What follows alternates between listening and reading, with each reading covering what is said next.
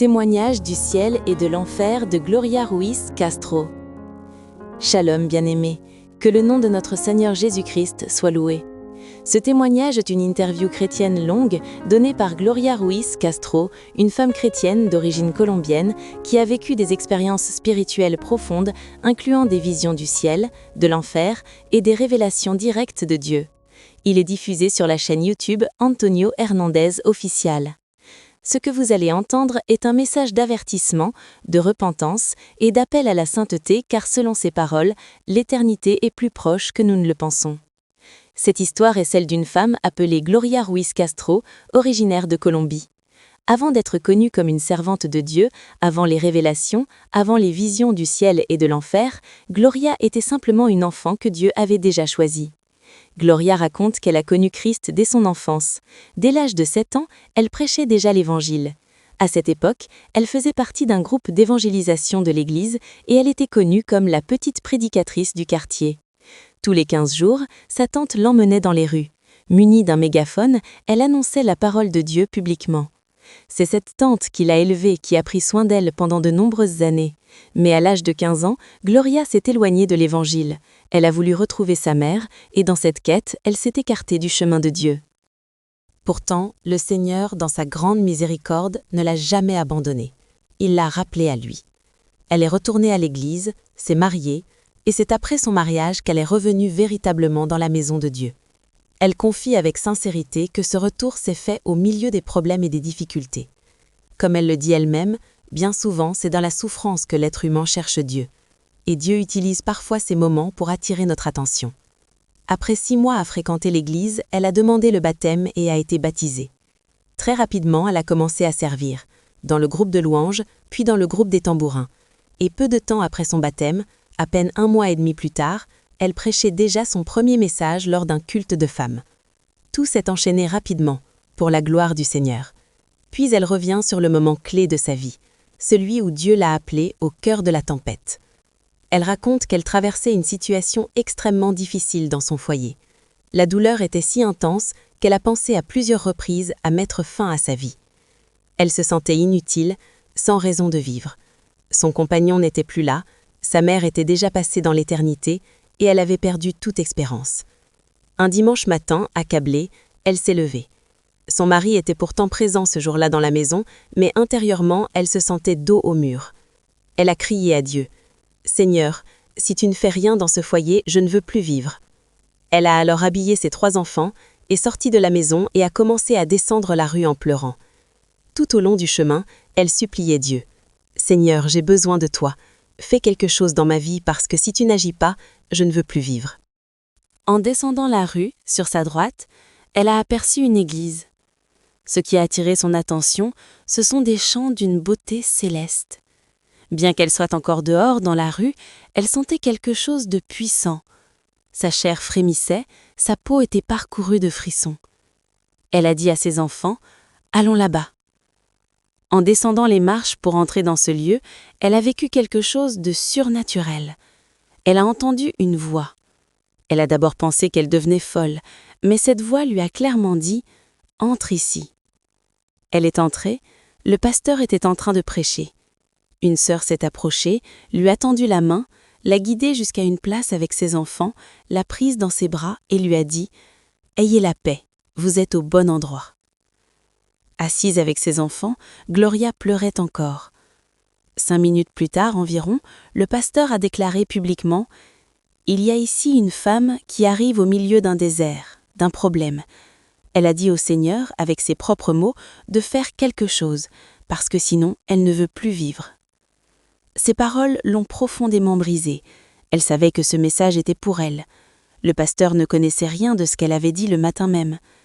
Elle s'est dit intérieurement « Quelqu'un lui a raconté toute ma vie. » Et elle a compris que ce quelqu'un, c'était Jésus lui-même qui avait révélé sa détresse. C'est là que tout a commencé. Ce jour-là, le pasteur a fait un appel pour les personnes malades. Gloria précise qu'elle n'était pas malade physiquement, elle était malade dans son âme, malade dans son cœur. Elle ne voulait plus vivre. Mais ce jour-là, par pure miséricorde, le Seigneur l'a prise dans ses bras. Et aujourd'hui, elle témoigne avec reconnaissance que cela fait 26 ans qu'elle est accrochée à cette main puissante qui ne l'a jamais lâchée. Elle décrit ensuite son expérience dans le ministère comme extraordinaire, la plus belle expérience de toute sa vie. Elle explique que beaucoup de gens pensent que les chrétiens évangéliques ne font que du bruit, de l'agitation, mais la réalité est bien différente. Elle raconte qu'au début de sa vie chrétienne, une sœur de l'Église venait régulièrement lui rendre visite pour lui partager la parole de Dieu. Au départ, cela l'agaçait. Tous les 15 jours, sans faute, la sœur arrivait. Elle lui demandait toujours la permission de venir et Gloria acceptait, car à ce moment-là, elle avait soif de Dieu. Mais avec le temps, cette régularité la dérangeait. Elle se disait intérieurement « À quel moment ai-je dit à cette femme de venir chez moi ?» La sœur était d'une ponctualité impressionnante, comme une horloge. Gloria avoue qu'elle a même essayé de se cacher pour l'éviter.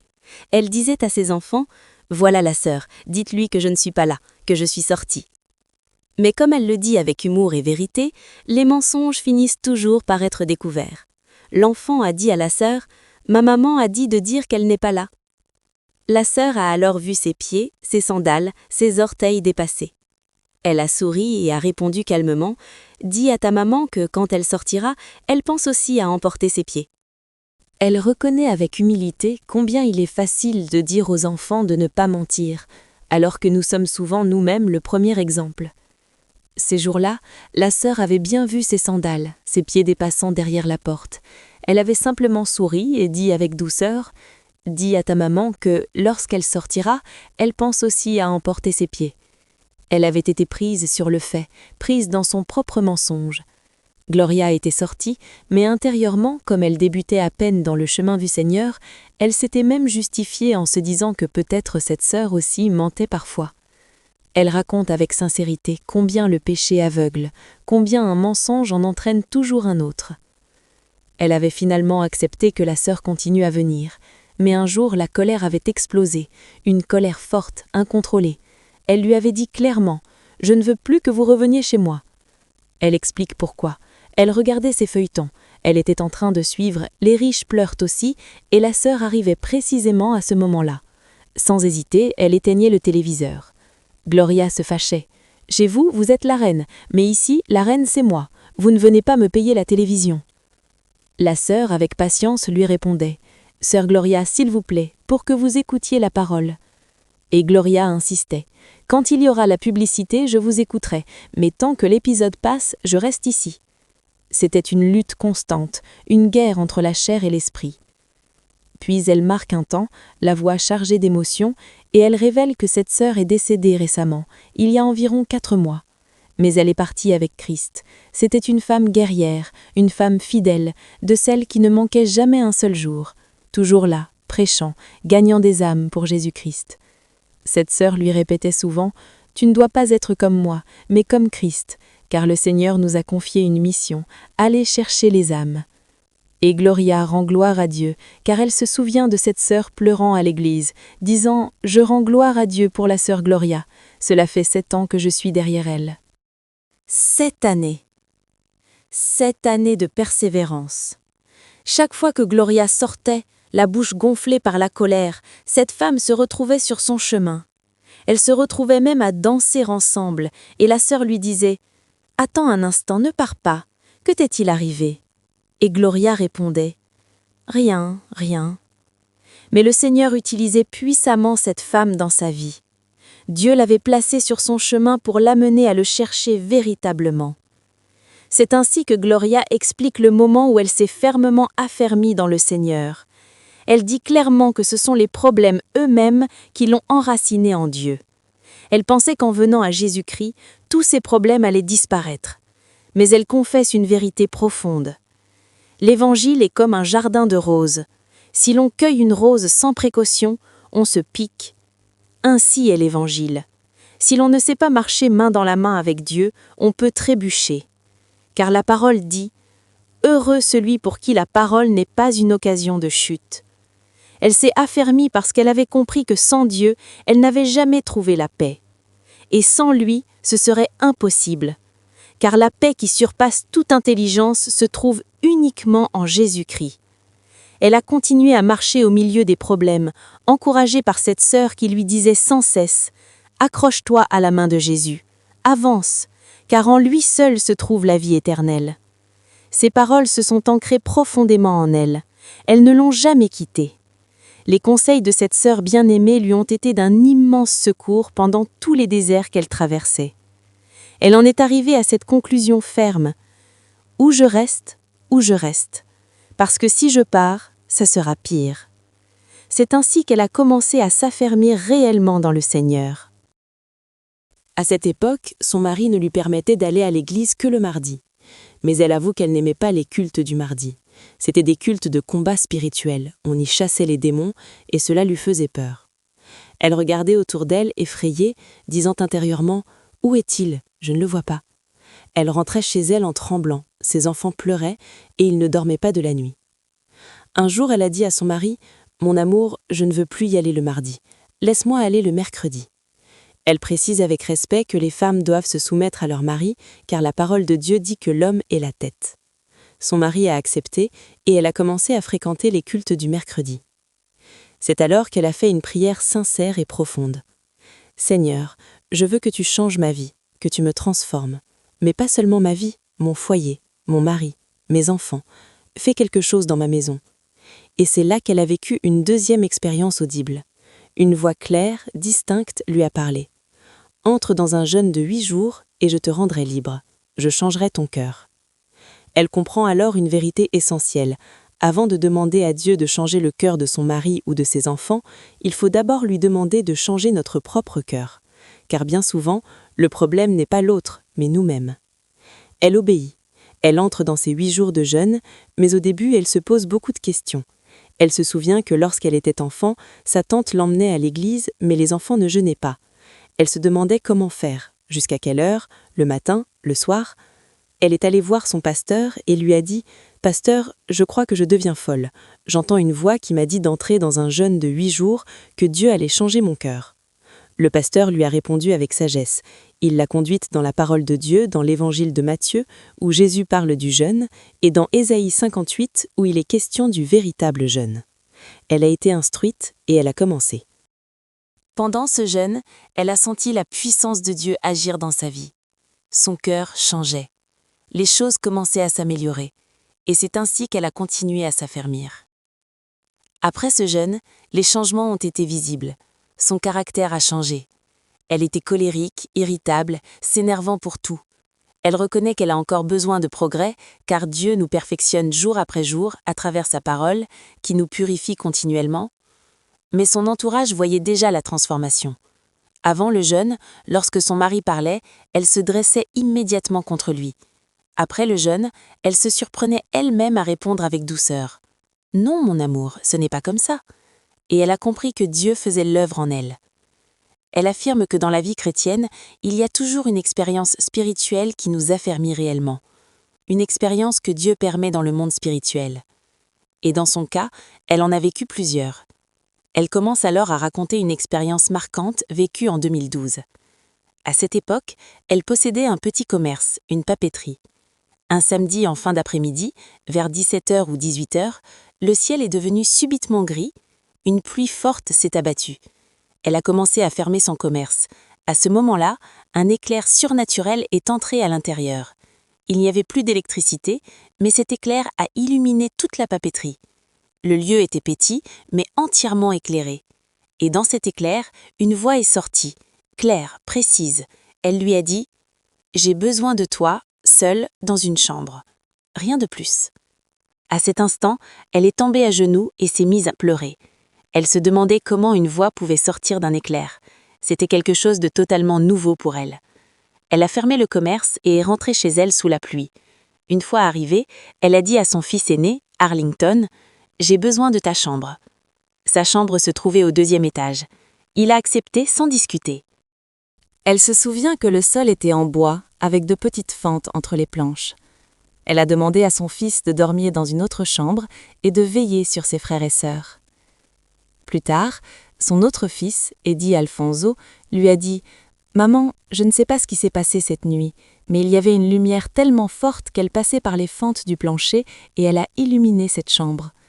car cette nuit-là, le Seigneur s'est de nouveau manifesté. Et il lui a dit « Demain sera un jour spécial pour toi ». Elle était à genoux, mais elle confesse avec sincérité que ce qui lui était arrivé plus tôt dans la journée lui était complètement sorti de la mémoire. Elle avait tellement de problèmes que son esprit était davantage occupé par ses difficultés que par la voix qu'elle avait entendue dans cet éclair de lumière. Pourtant, cet éclair était plus éclatant que le soleil lui-même. Le dimanche arriva. Elle se rendit à l'église. Pendant 15 ans, elle avait gardé les clés de l'église dans son sac. Chaque matin, elle se levait très tôt avec ses enfants pour prier et chercher la présence de Dieu. Ce dimanche-là, elle entra tôt dans l'église. Elle fit le ménage, puis se mit à genoux pour prier. Elle dit au Seigneur « Seigneur, me voici. Si j'ai trouvé grâce à tes yeux, fais de moi ce que tu veux. » Elle avait oublié que le Seigneur lui avait dit que ce jour serait spécial. Alors qu'elle était à genoux, en train de lui remettre sa douleur et ses problèmes, elle ressentit une douleur très forte dans la poitrine. Elle se sentit soudain étrange. Elle pensa « Aujourd'hui, je vais mourir. Cette douleur n'est pas normale. » Elle appela sa fille et lui dit « Ma chérie, va voir la pasteur et dis-lui de prier pour moi, car j'ai très mal. » Sa fille, inquiète, lui demanda ce qu'elle avait. Elle remarqua que son visage devenait pâle, que ses lèvres et ses ongles devenaient violets. Elle tremblait. Sa peau était froide, dure, comme du plastique. La fille s'approcha de la pasteur et lui expliqua que sa mère se sentait très mal et avait besoin de prière. La pasteur lisait alors le psaume 21. Elle continua la lecture. 2 ou 3 minutes plus tard, Gloria bascula en arrière. Mais dès l'instant où elle tomba au sol, son âme n'était déjà plus là. Elle n'était plus dans son corps. Une sœur dit alors au pasteur « La sœur n'est plus avec nous, elle n'est plus ici. » Le pasteur chercha à apaiser l'assemblée et déclara « Frères et sœurs, gardons la paix de Dieu, car je sais qu'en ce moment la sœur reçoit une révélation de Dieu. » Et c'était exactement cela. Dans cette première expérience, le Seigneur lui dit simplement « Viens, allons-y. » À cet instant, le Seigneur la prit. Elle le vit descendre, elle aperçut ses sandales magnifiques d'une finesse indescriptible, en or, comme elle n'en avait jamais vu. Elle vit aussi une tunique resplendissante dont l'éclat rendait le soleil lui-même terne. Gloire au Seigneur. Le Seigneur lui fit signe de la main, l'appelant. Elle lui demanda « C'est moi ?» Il répondit « Oui, c'est toi. Je suis venu pour toi. » Elle ne bougea pas de sa chaise. Alors le Seigneur fit 3 pas vers elle, la prit par la main, puis la passa sous son bras et lui dit « Viens, allons-y. » À l'instant même où il prononça ces mots, ils se retrouvèrent dans les hauteurs, voyageant à la vitesse de la pensée. Lorsqu'ils arrivèrent au ciel, le Seigneur lui dit « Je veux que tu sois attentive, que tes yeux soient ouverts et que tes oreilles écoutent bien, car je t'ai amené ici pour que tu voies certaines choses. » Une énorme scène, comme un écran gigantesque, s'ouvrit dans le ciel. En lettres d'or, on pouvait lire « Alerte, alerte. Dernier temps, efforcez-vous, je viens bientôt, et ce bientôt, c'est maintenant. » Gloire au Seigneur. Lorsqu'elle reçut ce message au ciel, le Seigneur lui dit « Ce même message, je le donne en ce moment même à l'apôtre Jaïro. » Lorsque son âme revint dans son corps, le Seigneur lui montra encore quelque chose. Là-haut, il lui permit de voir la Vierge Marie. Il lui montra également un bébé qu'elle avait perdu. Gloire à son nom. Le Seigneur lui dit encore « Sois attentive, car lorsque ton âme retournera dans ton corps, tu iras dire à l'Église « Alerte, alerte, dernier temps. » Il ajouta « Cette parole va parcourir le monde entier. » Elle témoigne qu'aujourd'hui, si l'on va sur YouTube, on entend partout « Christ revient, Christ revient ». Mais auparavant, elle prêchait « Christ revient bientôt ». Et le Seigneur lui a dit « Tu ne diras plus « Christ revient bientôt », tu diras désormais « Christ revient maintenant ». Lorsque son âme revint dans son corps, elle ressentit une douleur intense. Elle explique que lorsque l'âme sort du corps, la douleur est immense. Et lorsque l'âme y retourne, la douleur est tout aussi forte. Pendant que son âme était sortie, elle percevait tout ce qui se passait dans l'église. Elle voyait les problèmes des frères et sœurs. Le pasteur demanda à quelques sœurs de l'aider à s'asseoir devant, car elle était très faible. Le pasteur Jairo Uribe, son pasteur, un véritable serviteur de Dieu, doté du don de science, lui demanda de raconter à l'Église ce qu'elle avait vu. Il lui dit avec assurance « Je sais que tu étais dans la présence de Dieu recevant une révélation. » Elle parla avec difficulté, mais le message fut compris. Le pasteur avait déjà noté exactement la même phrase dans son agenda. « Gloire à Christ !» Elle lui dit « Pasteur, le Seigneur m'a donné un message, et ce même message, il vous l'a donné à vous. » Toute l'Église fut brisée. Les enfants pleuraient, les jeunes pleuraient, toute l'assemblée était en larmes. Elle proclama le message. « Alerte, alerte, dernier temps, efforcez-vous. » Le pasteur pleurait comme un enfant. Il leva les mains et montra son agenda. Les mêmes mots y étaient écrits, mot pour mot, avant même qu'elle ne parle. Avant ces révélations, Dieu avait déjà dit au pasteur qu'elle vivrait des expériences surnaturelles. Elle-même n'y croyait pas. Elle pensait « Le pasteur est fou. Quelles expériences? Moi, avec mon mauvais caractère, ma vie passée ?» Mais Dieu utilise qui il veut. Il est Dieu. Il fait comme il veut. À partir de ce moment, sa vie changea radicalement.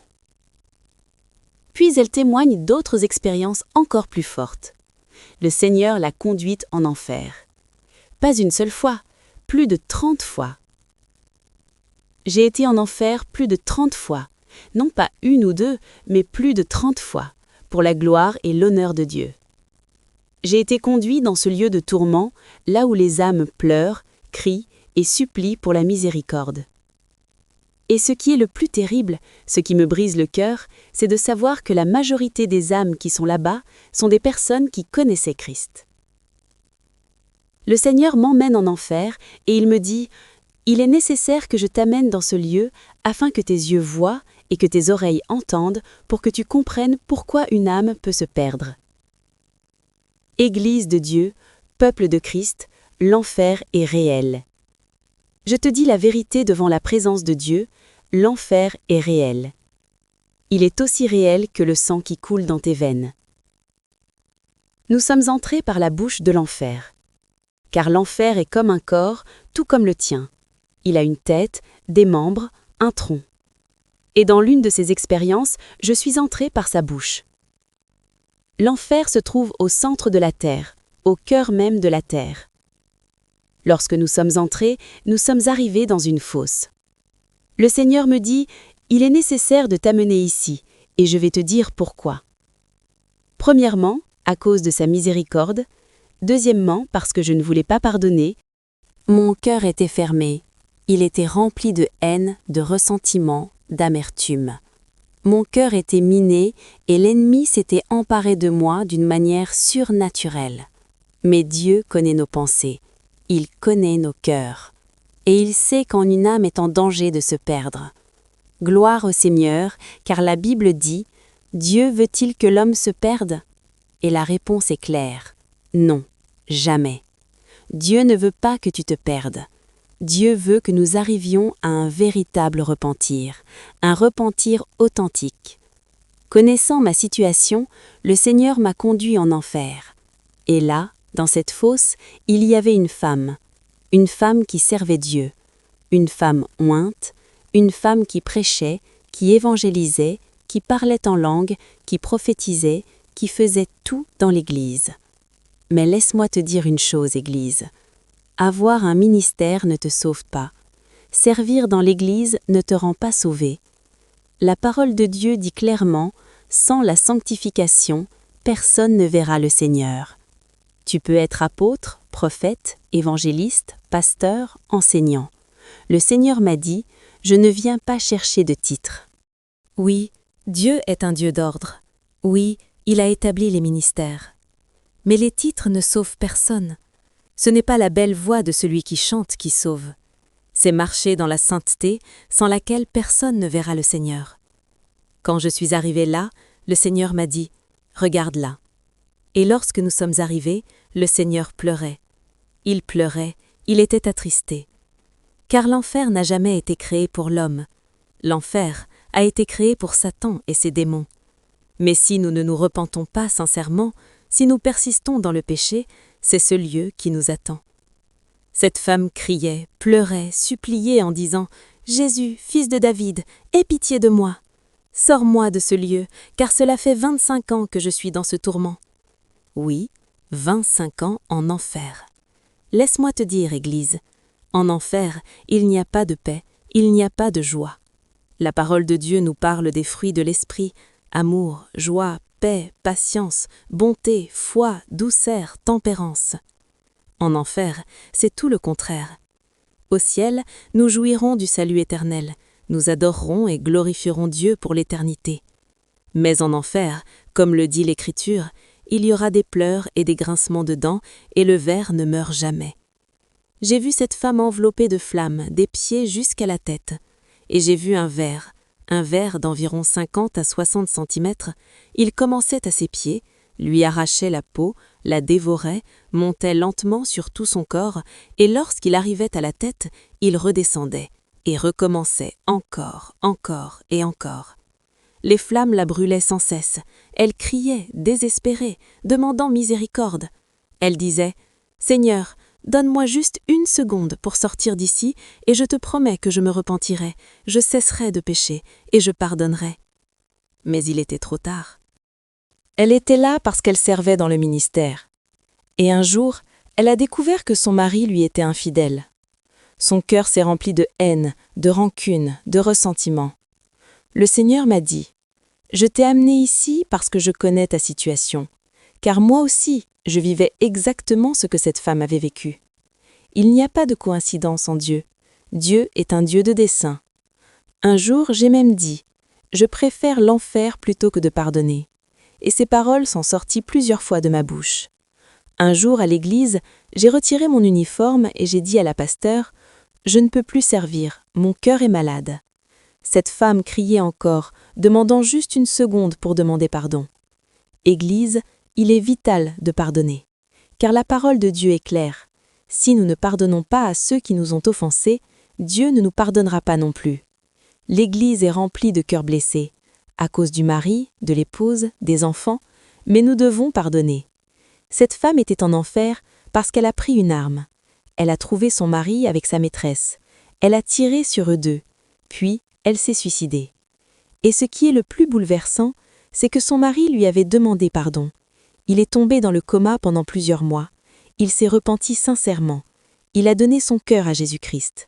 Et lorsqu'il est mort, il est allé au ciel. Dans une révélation, le Seigneur m'a montré cet homme au ciel. Et il m'a dit, « C'est le mari de la femme que tu as vue en enfer. » Voilà pourquoi l'Église doit pardonner. Aujourd'hui, le conseil est clair. Ôte de ton cœur la haine. Ôte le ressentiment. Ôte l'amertume. À quoi sert d'aimer seulement ceux qui nous aiment? Le Seigneur nous demande de pardonner même nos ennemis et de prier pour eux. Ces expériences m'ont affermi chaque jour. Il y a eu des moments où j'ai voulu abandonner, mais le Seigneur me rappelle tout cela et je dis « Non, je ne peux pas reculer, car si je recule, Dieu m'y prendra pas plaisir et mon âme se perdra. » Et vous me demandez « Qu'as-tu vu d'autre dans ce lieu ?» Gloire au Seigneur, j'ai vu beaucoup de choses. J'ai vu un jeune homme d'environ 20 ans, et le Seigneur m'a dit « Écoute-le. » Là-bas, tous demandent miséricorde, tous demandent 1 seconde, pas 1 minute, 1 seule seconde. Et toi, sais-tu combien de minutes, combien d'heures nous perdons devant un miroir à nous maquiller? Car quand je passe des heures à arranger mon visage, je suis en train de dire à Dieu qu'il m'a faite imparfaite. Sais-tu combien de temps beaucoup perdent au point d'arriver en retard au culte simplement pour arranger leurs sourcils? Pendant ce temps, en enfer, des âmes demandent 1 seconde pour sortir. Je disais au Seigneur en pleurant, « Seigneur, aie pitié d'eux, sors-les de là !» Et il me répondit, « Je ne peux pas les sortir d'ici. Celui qui entre ici y reste éternellement et pour toujours. » Puis le Seigneur me dit encore, « Écoute-le. » Je le voyais assis à une table. Sur cette table, il y avait de la bière, de l'alcool, des boissons fortes. Il pleurait, il criait et disait « Seigneur, aie pitié de moi, sors-moi d'ici, je ne veux plus rester dans ce lieu de tourment. » Alors le Seigneur me dit « Je vais te montrer 20 minutes avant qu'il ne passe dans l'éternité. » Et soudain, une grande écran s'ouvrit devant moi. Première scène. 2 femmes lui parlaient, lui donnaient un tract et lui disaient « Jeune homme, Christ t'aime, donne ta vie à Jésus, aujourd'hui pourrait être le dernier jour de ta vie. » Mais lui serrait les poings et leur criait « Dégagez d'ici, évangélique, si vous ne partez pas, je vais vous frapper. » Elles insistaient. L'une d'elles lui disait encore « S'il te plaît, donne ta vie à Jésus. Aujourd'hui est le jour de ton salut. Tu ne sais pas si tu peux mourir. » Et il répondit « Celles qui vont mourir, c'est vous, si vous restez ici. » Les femmes partirent en pleurant, intercédant encore pour lui. Deuxième scène.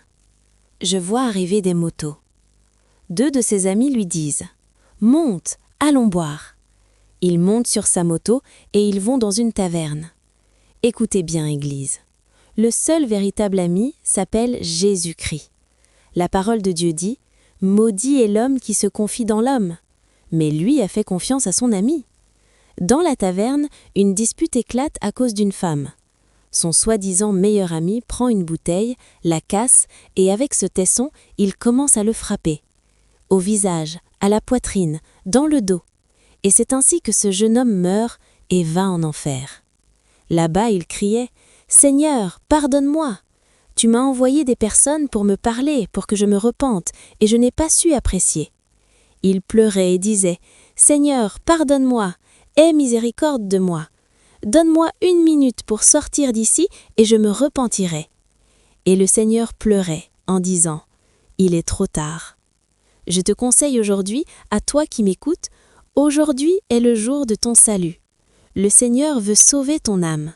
Car là-bas, l'âme est tourmentée 24 heures sur 24 pour toute l'éternité. Mon cœur souffrait.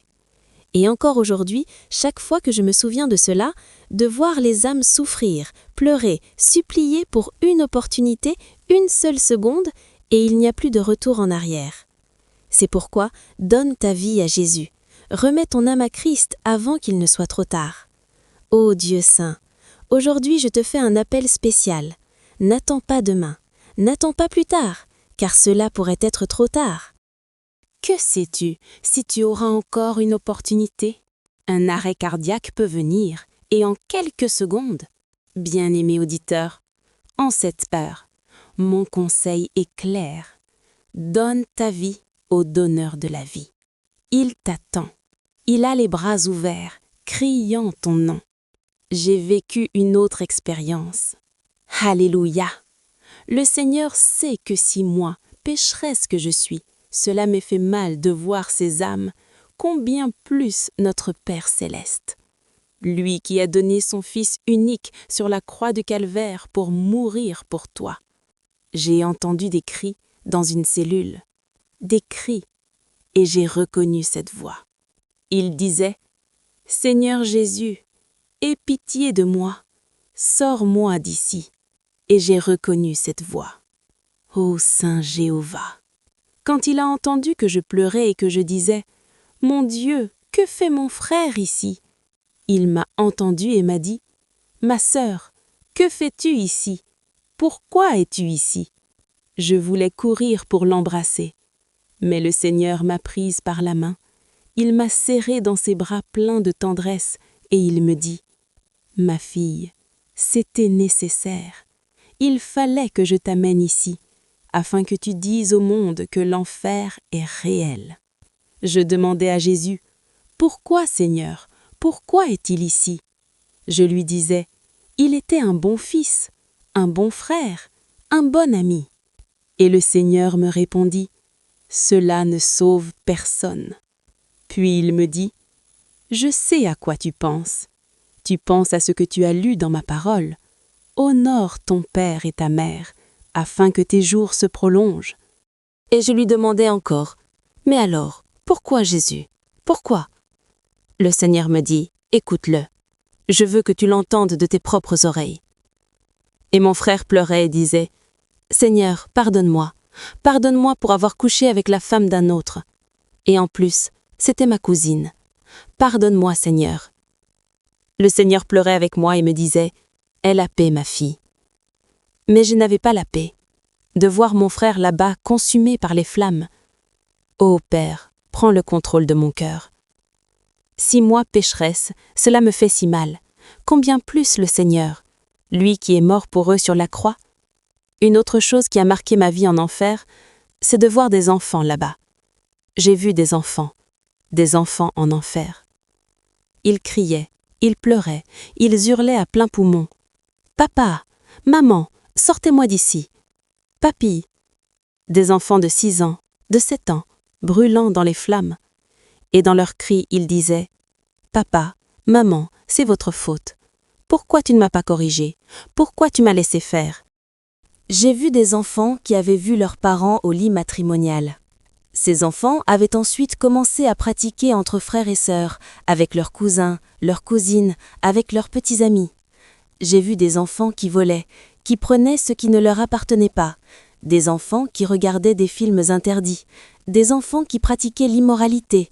Alléluia! Saint, saint est le Seigneur, et le Seigneur me parlait. Il disait concernant mon frère, « Oui, il a été un bon fils, il a été un bon frère, il a honoré sa mère comme je l'ai ordonné dans ma parole. Mais il a vécu dans l'adultère, dans la fornication, dans l'ivresse. » Et la parole de Dieu dit clairement, et c'est écrit, que ni l'adultère, ni le fornicateur n'entreront dans le royaume des cieux. Ce n'est pas un jeu, ce n'est pas quelque chose avec lequel on peut plaisanter. L'Évangile ne peut pas être vécu n'importe comment. On ne peut pas vivre l'Évangile comme on le veut. On ne peut pas être médiocre dans les choses de Dieu. Il faut devenir sérieux. Il faut prendre cela au sérieux, car Dieu est sérieux avec toi. Si tu dis que tu es chrétien, tu dois faire la différence. Alléluia, saint est l'agneau. On ne se moque pas de Dieu. La parole de Dieu dit, et c'est écrit, que Dieu ne peut pas être tourné en dérision. Et concernant les enfants, le Seigneur pleurait. Alléluia, il pleurait. Et il disait, l'enfant à partir de 6 ou 7 ans est déjà conscient du péché. L'enfant sait ce qui est bien et ce qui est mal. Et le Seigneur me donnait un exemple très clair. Il me disait, « Regarde, si un enfant dit un gros mot et que tu l'entends, tu vas le corriger. Tu vas lui dire, « Mon amour, cela ne se dit pas.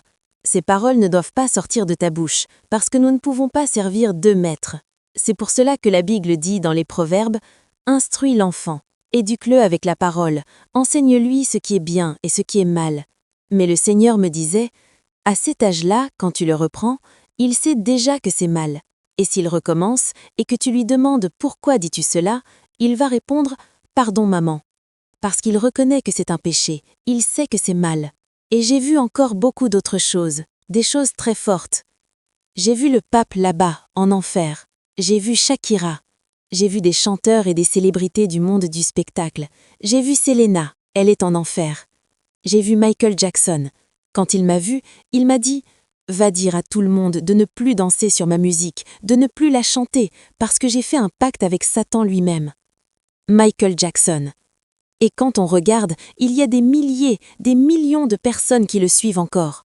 Là-bas, il pleure, il demande pardon, parce qu'il a voulu changer la couleur de sa peau, et nous ne pouvons pas faire cela. Si tu es noir, rends gloire à Dieu, parce que Dieu t'a fait ainsi. La parole dit que nous sommes faits à l'image et à la ressemblance de Dieu. J'ai vu des femmes en enfer, brûlant. Pourquoi? Parce qu'elles passaient leur temps à se maquiller, à s'épiler les sourcils pour se faire des traits, à se peindre le visage. Toutes ces peintures que les femmes utilisent, ce sont des poudres de mort. On y ajoute simplement des produits chimiques. Écoute bien, femme. Toutes ces peintures que tu mets sur ton visage, peut-être que tu dis que tu te trouves belle. Bien sûr, Satan se déguise en ange de lumière, comme le dit la parole. Mais tu es dans l'erreur. Celles qui changent les cheveux que Dieu leur a donnés, lorsqu'elles font cela, elles disent à Dieu « Tu m'as faite imparfaite, tu m'as faite comme je ne devais pas être. » Mais qui sommes-nous pour dire cela à Dieu alors qu'il est parfait? Il y a tant de choses. Alléluia. 3 choses m'ont profondément marqué en enfer. La première, voir mon petit frère. Je l'aimais tellement. Nous étions jumeaux. Nous sommes nés dans le même ventre au même moment. Il est né 5 minutes avant moi et 5 minutes plus tard, je suis née. Voir mon frère là-bas m'a brisé. La deuxième chose, voir les enfants. Quand je suis sortie de l'enfer, je pleurais. Je pleurais sans arrêt et je disais au pasteur « Pasteur, comment est-ce possible qu'un enfant de 6 ou 7 ans soit en enfer ?» Pour moi, c'était incontrôlable, c'était trop. Et la troisième chose qui m'a bouleversée, voir des pasteurs en enfer. Nous sommes arrivés à un endroit où il y avait une pancarte qui disait « Bienvenue, pasteur, en enfer ». Mon Dieu! J'ai dit à Jésus « Comment ça ?» À ce moment-là, toute ma façon de penser a changé. Parce que moi, je mettais les pasteurs sur un piédestal, très haut. Je pensais qu'il ne leur manquait que des ailes et une auréole pour voler. Mais quand j'ai vu ce panneau, le Seigneur m'a dit en pleurant « Écoute bien pourquoi ils sont ici ». Un pasteur a commencé à pleurer. Il criait désespérément « Jésus, pardonne-moi, pardonne-moi ». Quand Jésus descend en enfer, tous reconnaissent sa présence. Tous crient, demandent miséricorde.